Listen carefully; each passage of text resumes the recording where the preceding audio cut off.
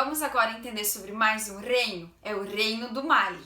O Reino do Mali, assim como Gana, também se localizava basicamente onde hoje são os territórios de Mauritânia e Mali. O governante do Mali era chamado de Mansa e foi o Sundiata Keita, um dos principais governantes do território. Isso tudo porque foi ele que fundou o Reino de Mali, até então era apenas uma comunidade. Ele que determinou a fundação da capital do reino em Niani e também dominou várias minas de ouro que tinham ali na região, fazendo com que o comércio do Reino de Mali se tornasse muito mais forte e estruturado. A população do Reino de Mali se alimentava de inhame, que está aparecendo aqui na sua tela, e também de milhete, que também tem uma imagem aparecendo aqui agora. Esses dois alimentos eram as principais fontes de sustentação alimentícia para essas pessoas do Reino de Mali. A partir do século VII, a África começa a sofrer um processo de islamização, assim como uma boa parte do continente europeu, especialmente ali Península Ibérica. Nesse processo, muitos muçulmanos saíram dos seus territórios lá no continente asiático e começaram a fazer peregrinações em busca de novos fiéis.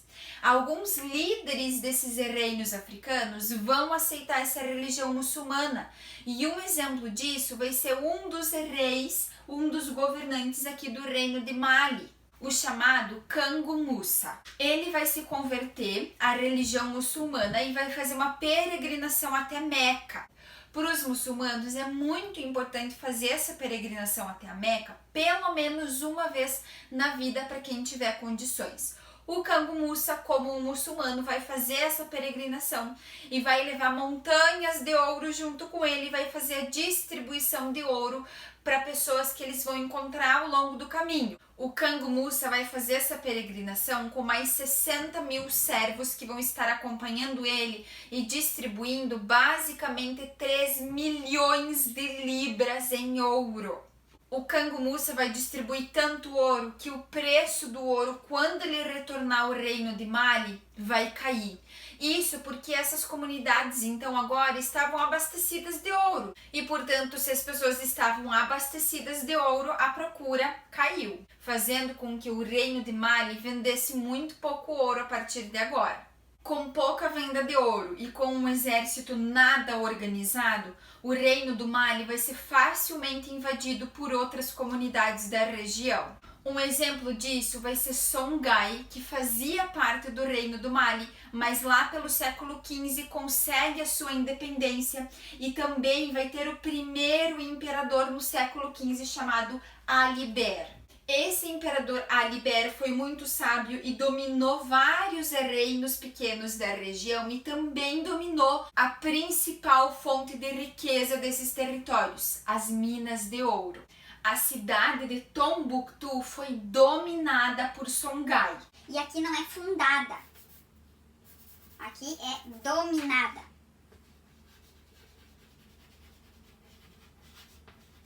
Agora sim. A cidade de Tombouctou, então, era um entreposto comercial importantíssimo para aquela região ali do Sahel. Isso porque essa cidade, ela recebia os produtos desses berberes que vão ali atravessar esse deserto do Saara, e a cidade de Tombouctou vai fazer a distribuição, a venda desses produtos para outros reinos e cidades. Por isso, tentando ali aumentar o seu poder, o imperador Ali Ber vai dominar a cidade de Tombouctou e a partir daí vai ter uma coleta de impostos muito bem organizada e comandada pelos próprios governantes. Para que uma cidade se torne muito forte, é muito importante que os governantes tenham ali algum poder concentrado nas suas mãos.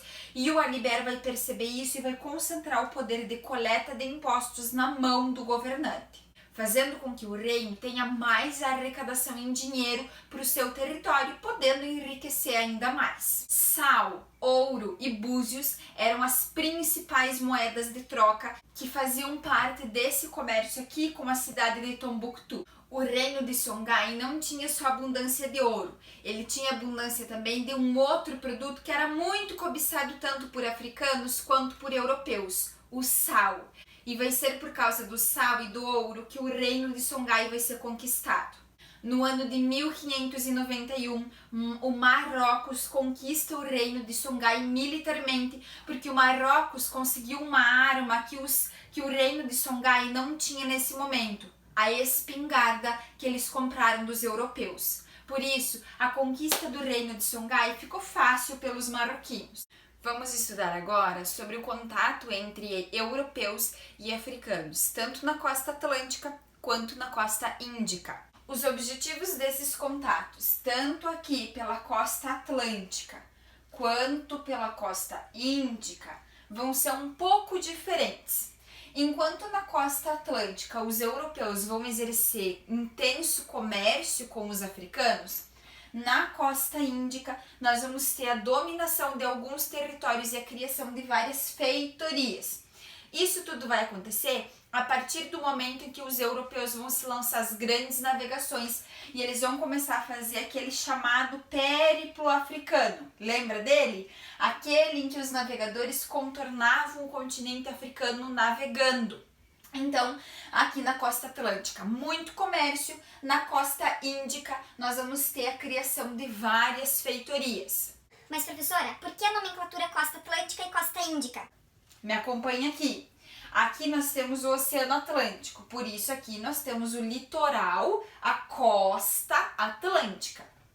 Aqui nós temos o Oceano Índico, por isso que aqui nós temos a costa índica banhada pelo Oceano Índico e aqui banhada pelo Oceano Atlântico, beleza? Os europeus e os africanos tiveram contatos comerciais muito antes das grandes navegações se iniciarem. E esses contatos comerciais, eles aconteciam através do poderoso e cobiçado Mar Mediterrâneo. O Mar Mediterrâneo, ele conectava continente africano e continente europeu. Era um mar pequenininho, um mar calmo, um mar super navegável, que os navegadores já tinham conhecimento. Então aqui esses contatos comerciais eram facilitados pela tranquilidade do Mar Mediterrâneo. Só que a partir das grandes navegações, em que os europeus vão se lançar essas grandes expedições, nós vamos ter o contato desses africanos de outras regiões da África com esses europeus. Até então nós tínhamos o contato com esses africanos que viviam aqui na costa mediterrânea. A partir de agora não. Nós estamos vendo que esses contatos eles vão se dar com povos que viviam na costa atlântica e com povos africanos que viviam na costa índica. Ou seja, o contato com os europeus vai ser muito mais intenso a partir de agora. Os principais produtos que interessavam demais os europeus eram os metais preciosos como o ouro, também pedras preciosas, sal e marfim, que está aparecendo uma imagem aqui agora na tela de vocês, que era utilizado para fazer artesanatos. A partir da década de 1440, que é o período em que esses europeus começam efetivamente a se lançar às grandes navegações, o comércio com os africanos vai se intensificar. E aí a quantidade de produtos também vai aumentar. A partir de agora serão comercializados também pimenta malagueta, escravizados e açúcar das Ilhas da Madeira. Esses escravizados vão ser a principal mercadoria que os europeus vão buscar quando eles se lançam às grandes navegações para levar essas pessoas para essas colônias trabalhar. Eu utilizei o termo aqui mercadoria porque era assim que essas pessoas viam esses escravizados. Não viam como seres humanos, mas sim como produtos a serem escolhidos. Assim como a gente vai no mercado hoje e escolhe o pacote de açúcar que a gente quer e escolhe o pacote de arroz e de farinha que a gente quer, o comércio de escravos acontecia basicamente da mesma maneira, só que eles não estavam dispostos em prateleiras, mas sim ficavam um do lado do outro para que o dono ali, para que o comprador desses escravos pudesse ver aquele que tinha melhor aparência, aquele que não fosse velho, e velho era mais do que 35 anos. Aquele que tinha os dentes bonitos e que não aparentava nenhuma doença dermatológica. Ou seja, infelizmente, esse comércio ele era como se fosse o comércio de produtos, como se fosse o comércio de sacas de arroz, mas na verdade era comércio de humanos.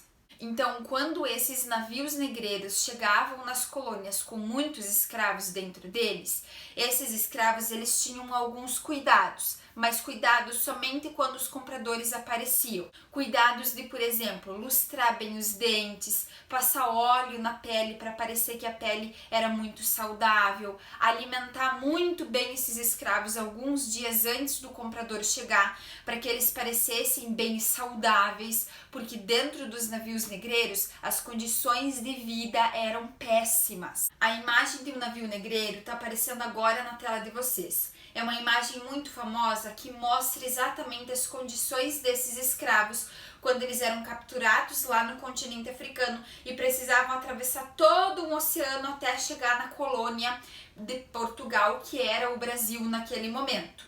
Esses escravos, eles ficavam dentro dos porões do navio, sem ver a luz do dia, por várias e várias semanas até atravessarem o oceano.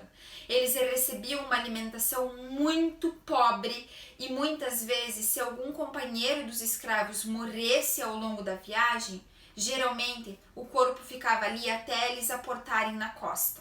A escravidão não foi algo restrito à África.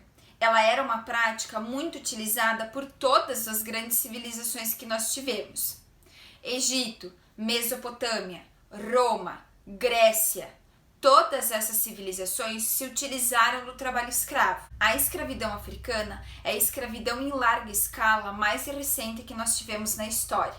Ao contrário do que a gente pode pensar, não eram exatamente os europeus que capturavam esses africanos. A escravidão ela era feita pelas próprias tribos africanas que capturavam inimigos por vários motivos. Essa era uma prática que se tornou comum no continente africano. A prática de transformar aquele grupo que perdeu a guerra em escravo, ela já existia desde os períodos de Roma Antiga. 3 motivos eram os principais para transformar um grupo de pessoas em escravizados na África. Anota aí. O primeiro deles é por guerra. Essas tribos africanas entravam em conflito constantemente. A gente viu aqui, quando a gente estudou sobre os principais reinos africanos, que a disputa entre eles ela era muito frequente. Por isso, quando um grupo de pessoas, quando um reino perdia a guerra, aquele reino era transformado em escravos. Essa mão de obra, então, ela era utilizada em trabalhos mais pesados do reino. O segundo motivo era uma forma de fugir da fome.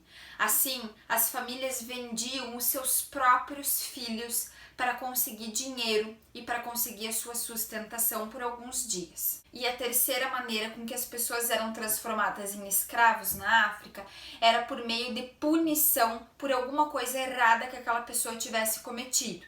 Então, por exemplo, se alguma pessoa cometesse algum crime, uma das punições que ela poderia sofrer era ser transformada em escrava por algum período de tempo. Escravidão na África praticada por povos africanos. Na história da África, existiram diversos povos que praticaram a escravidão antes mesmo do contato com os muçulmanos e com os europeus.